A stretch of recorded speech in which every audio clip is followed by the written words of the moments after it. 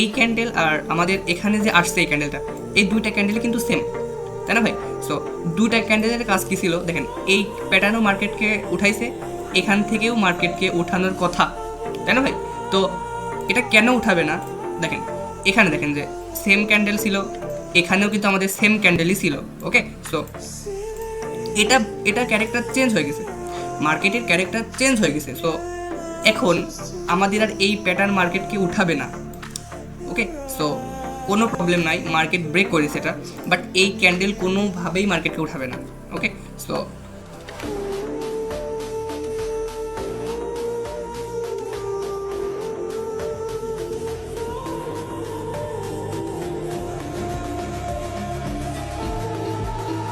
দেখেন যে যেটা বললাম মার্কেটে ওইটাই হলো।